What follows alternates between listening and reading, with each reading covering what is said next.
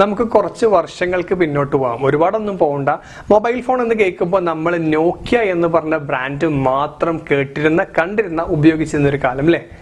പെട്ടെന്നൊരു ദിവസമാണ് നമ്മൾ കണ്ടത് സാംസങ് അടിച്ച് കയറി, നോക്കിയ പെട്ടെന്ന് പതുക്കെ ഇല്ലാതായി. ആൻഡ്രോയിഡ് എന്ന് പറഞ്ഞ പ്ലാറ്റ്ഫോം വെച്ചിട്ട് സാംസങ് ലോകത്തിന്റെ നെറുകയിലേക്ക് കുതിച്ചപ്പോൾ നോക്കിയ പിന്നെ മാപ്പിൽ ഇല്ലാതായി.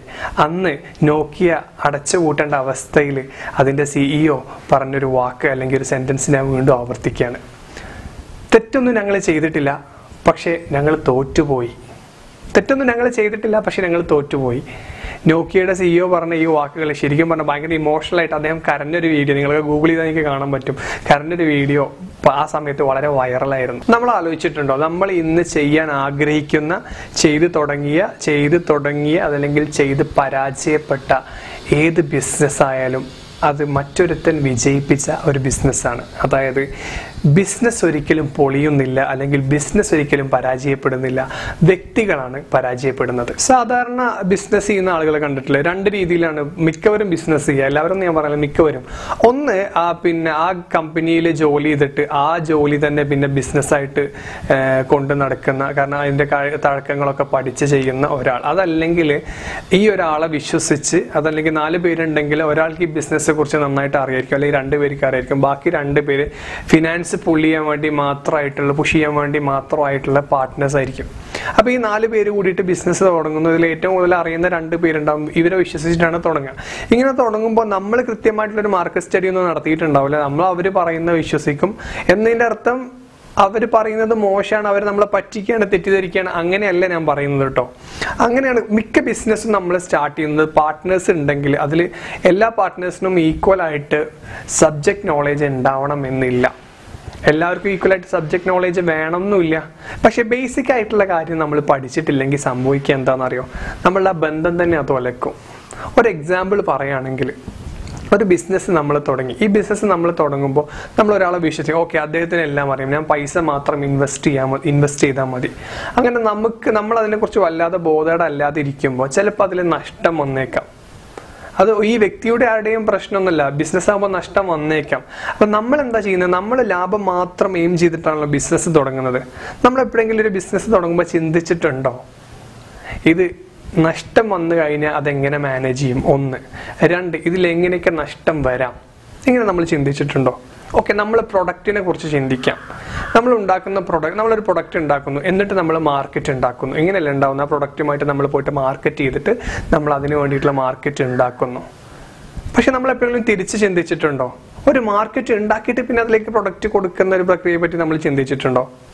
അങ്ങനെയൊക്കെ ഒരുപാട് മെത്തേഡ്സിനെ കുറിച്ച് നമ്മൾ ചിന്തിക്കണം. ട്രഡീഷണൽ ആയിട്ട് ഒരുപാട് കാര്യങ്ങളിലൂടെ നമ്മൾ പോകുമ്പോൾ ഇന്നോവേറ്റീവായിട്ട് വളരെ പുതുമയുള്ള എന്തെങ്കിലും സ്ട്രാറ്റജി നമ്മൾ യൂസ് ചെയ്യണം. ഒരു എക്സാമ്പിൾ ഞാൻ പറഞ്ഞാലോ, ഇപ്പൊ നമ്മളൊരു പ്രൊഡക്റ്റ് ഉണ്ടാക്കിയ പ്രൊഡക്റ്റ് നമ്മൾ പിന്നെ മാർക്കറ്റിൽ ഇറക്കണം എന്നുണ്ടെങ്കിൽ ആദ്യം ഒരു സൂപ്പർ മാർക്കറ്റ് ആണെങ്കിൽ സൂപ്പർ മാർക്കറ്റ്, FMCG പ്രൊഡക്റ്റ് ആണെങ്കിൽ സൂപ്പർ മാർക്കറ്റിൽ പോയിട്ട് നമ്മൾ അവിടുത്തെ മാനേജറെ, പിന്നെ പർച്ചേസിങ് മാനേജർ നമ്മൾ കൺവിൻസ് ചെയ്യണം, ഇങ്ങനെയൊക്കെയാണെന്നൊക്കെ പറഞ്ഞ് ഒരുപാട് കൺവിൻസ് ചെയ്തിട്ട് നമ്മൾ അവിടെ പ്രൊഡക്റ്റ് അവിടെ വെച്ച്, പിന്നെ ഒരു കസ്റ്റമറെ പിന്നെ നമ്മൾ കാണുന്നില്ല, കസ്റ്റമർ പിന്നെ അത് കണ്ട് കസ്റ്റമർ കൺവിൻസ് ആയി വാങ്ങി, അങ്ങനെയൊക്കെയാണ് നമ്മളൊരു ട്രഡീഷണൽ ബിസിനസ് ഇപ്പൊ മുന്നോട്ട് പോകുന്നത്. ഇതല്ലാതെ നമ്മൾ ചിന്തിച്ചിട്ടുണ്ടോ ചില ബിസിനസ് ഐഡിയാസ് ഒക്കെ? ഒരു എക്സാമ്പിൾ പറയട്ടെ, നിങ്ങൾക്ക് ഓർമ്മ ഉണ്ടോ, നമ്മൾ ഈ സ്വർണത്തിന്റെ പരസ്യമൊക്കെ വരുമ്പോൾ അക്ഷയ തൃതീയ എന്ന് പറഞ്ഞിട്ടുള്ളൊരു സംഭവം, ഒരു അഡ്വർടൈസ്മെന്റ് വന്നിരുന്നു, അക്ഷയ തൃതീയാണ്, അതായത് ഈ സമയത്ത് സ്വർണം വാങ്ങുന്ന, എനിക്ക് കൃത്യമായിട്ട് ഓർമ്മയില്ലെങ്കിലും ഞാൻ പറയാം, ഈ സമയത്ത് സ്വർണം വാങ്ങുന്നത് നല്ല എന്നുള്ളൊരു ആഡ് വന്നിരുന്നു നമ്മുടെ TV-ലൊക്കെ. ജ്വല്ലറിന്റെ പരസ്യമാണ് കേട്ടോ. അപ്പോൾ നമ്മൾ കസ്റ്റമേഴ്സ് വിചാരിക്കുന്ന എന്താണ്, ഓക്കെ ഈ സമയത്ത് സ്വർണം വാങ്ങിക്കഴിഞ്ഞാൽ നല്ലൊരു ശുഭലക്ഷണമാണെന്നോ അങ്ങനെ എന്തോ ആണ്, കൃത്യമായിട്ട് എനിക്ക് അറിയില്ല. പക്ഷേ അവർ ആ ഡിമാൻഡ് ആദ്യം ക്രിയേറ്റ് ചെയ്തു, അവർ ആ മാർക്കറ്റ് ആദ്യം ക്രിയേറ്റ് ചെയ്തു. അതിന്റെ ഫലമായിട്ട് നല്ല റിസൾട്ട് ജ്വല്ലറീസിന് ആ ദിവസം കിട്ടുകയും ചെയ്തു. നോക്കിയേ അവരെന്താ ചെയ്തത്, അവരൊരു പ്രൊഡക്റ്റ് ഇറക്കിയിട്ടല്ല പറഞ്ഞത്, അവരാദ്യം ഇങ്ങനത്തെ ഒരു സംഭവം പ്രൊഡിക്റ്റ് ചെയ്തു, അവരിങ്ങനത്തെ ഒരു മാർക്കറ്റിന് വേണ്ടിയുള്ള അഡ്വർടൈസ്മെന്റ് ഉണ്ടാക്കി, അവരതിലേക്ക് കസ്റ്റമേഴ്സിനെ ഇങ്ങോട്ട് കൊണ്ടുവന്നു. അക്ഷയ തൃതീയ എന്ന് പറഞ്ഞിട്ട് അന്ന് നല്ല ബിസിനസ് ഉണ്ടായിട്ടുണ്ട് ജ്വല്ലറീസിനൊക്കെ. പിന്നെ അതുപോലെ തന്നെ ഓരോ എക്സാമ്പിൾ പറയുകയാണെങ്കിൽ നമ്മുടെ പിന്നെ ശുഭകാര്യങ്ങൾക്ക് മധുരം നല്ലതാണ്. സാധാരണ നമ്മൾ മധുരം എന്ന് പറയുമ്പോൾ എന്താണ്, ലഡു അങ്ങനത്തെ സംഭവങ്ങളൊക്കെയാണ്. പക്ഷെ മധുരം നല്ലതാണ് എന്ന് പറഞ്ഞിട്ട് നമ്മുടെ ചോക്ലേറ്റ് കമ്പനീസൊക്കെ അഡ്വർടൈസ്മെന്റ് നടത്തിയത് ഓർമ്മയുണ്ട്. അതിന്റെ ഫലമായിട്ട് ആദ്യമൊക്കെ ഇപ്പൊ ലഡു കിട്ടേണ്ട സമയത്ത് ഇപ്പൊ നമുക്ക് പലപ്പോഴും ചോക്ലേറ്റ്സ് ആണ് കിട്ടുന്നത്. അൺകോൺഷ്യസ്ലി അവർ നമ്മളെ മാറ്റി. അഡ്വർടൈസ്മെന്റിന്റെ എഫക്റ്റ് ആണ് പറയുന്നതെങ്കിൽ പോലും മാർക്കറ്റ് ഉണ്ടാക്കിയിട്ടാണ് അവരൊക്കെ പ്രൊഡക്റ്റ് പുഷ് ചെയ്യുന്നത്. നമ്മളെപ്പോഴെങ്കിലും ഇങ്ങനെ ചിന്തിച്ചിട്ടുണ്ടോ?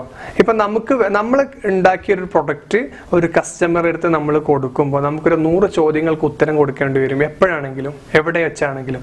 പക്ഷേ ഇത് അവരുടെ നീഡാക്കിയിട്ട് നമ്മൾ മാറ്റുമ്പോൾ, അവരുടെ നീഡായിട്ട് നമ്മൾ കൺവേർട്ട് ചെയ്യുമ്പോൾ നമ്മുടെ പ്രൊഡക്റ്റ് സെല് ചെയ്യാൻ അത്ര ബുദ്ധിമുട്ടുണ്ടാവുമോ? അതുകൊണ്ടാണ് ചില ആളുകൾ ചില സെയിൽസിലും പിന്നെ അതുപോലെ ചില ബിസിനസ്സിലൊക്കെ നന്നായിട്ട് എക്സൽ ചെയ്യാനുള്ള കാരണം ഈ ഒരു റീസൺ ആണ്. അവർക്ക് അറിയാം ഇതെങ്ങനെ കുത്തണം എന്നുള്ളത്. ഇങ്ങനെ ചെയ്താൽ അല്ലെങ്കിൽ ഈ ഒരു സ്ട്രാറ്റജി വർക്ക്ഔട്ട് ചെയ്ത് കഴിഞ്ഞാൽ ഇത്ര പ്രോഫിറ്റ് കിട്ടുമെന്നൊക്കെയല്ലേ നമ്മൾ പല മാർക്കറ്റ് സ്റ്റഡി നടത്തിയാലും നമുക്ക് മനസ്സിലാവുക. അപ്പോൾ ഇങ്ങനെ ഒരു മാർക്കറ്റ് സ്റ്റഡി നടത്തുമ്പോൾ തന്നെ നമ്മൾ മനസ്സിലാക്കേണ്ട മറ്റൊരു കാര്യം, ഈ ഒരു സംഭവം വർക്ക്ഔട്ട് ആയില്ലെങ്കിൽ ഇത്തരത്തിലുള്ള ഒരു നഷ്ടവും നമുക്ക് വരാൻ സാധ്യതയുണ്ട് എന്ന് വ്യക്തമായിട്ട് മനസ്സിലാക്കുക. ലാഭം കിട്ടാൻ വേണ്ടി മാത്രം അല്ലെങ്കിൽ ലാഭം പ്രതീക്ഷിച്ചിട്ട് മാത്രം ബിസിനസ് ചെയ്യുന്നവൻ മണ്ടനാണ് എന്നുള്ള അഭിപ്രായമാണ് എനിക്കുള്ളത്. കാരണം ബിസിനസ് ആകുമ്പോൾ രണ്ടും ഉണ്ടാവും. അവസാനമായി ഒരു കാര്യം കൂടി, ഈ ബിസിനസ്മാൻ എന്നുള്ളത് ഭയങ്കര വലിയൊരു ഉത്തരവാദിത്തമാണ്. അത് ചെറിയൊരു പേര് മാത്രമല്ല. പിന്നെ ഇതിന്റെ സക്സസ് എന്ന് പറയുന്നത് ഓവർനൈറ്റ് അല്ല. അതായത് ഒരു രാത്രി വെളുക്കുമ്പോൾ കിട്ടുന്നൊരു സക്സസ് അല്ല. ഇതൊന്നും ഞാൻ നിങ്ങൾക്ക് പറഞ്ഞേണ്ട ആവശ്യമൊന്നുമില്ല. സോ നമ്മൾ ഓരോ ബിസിനസ് ചെയ്യുമ്പോഴേ ആ ബിസിനസ് പരാജയപ്പെടാൻ പോകുമ്പോൾ അല്ലെങ്കിൽ പരാജയപ്പെടുമ്പോൾ നമ്മൾ ചിന്തിക്കേണ്ടത് ഈ ബിസിനസ് ചെയ്ത് ഒരുപാട് പേര് വിജയിച്ചിട്ടുണ്ട്. സോ ഈ ബിസിനസ് അല്ല പരാജയപ്പെടുന്നത്, മറിച്ച് വ്യക്തികളാണ്. സോ ഇത്തരത്തിലുള്ള വ്യക്തി പരാജയങ്ങൾ നമ്മുടെ ജീവിതത്തിൽ വരാതിരിക്കാനുള്ള ഒരുപാട് മെഷേഴ്സ് നിങ്ങൾക്ക് തന്നെ ചിന്തിച്ചാൽ മനസ്സിലാവും. നല്ല റൂട്ടിൽ പോവുക, നന്നായിട്ട് സമ്പാദിക്കുക, നന്നായിട്ട് ഇൻകം ജനറേറ്റ് ചെയ്തിട്ട് അതുവഴി നന്നായിട്ട് സൂപ്പറായിട്ട് ജീവിക്കുക, ഡ്രീമൊക്കെ അച്ചീവ് ചെയ്യുക, നന്നായിട്ട് അടിപൊളിയായിട്ട് ജീവിക്കുക. Thanks for watching and it's now or never.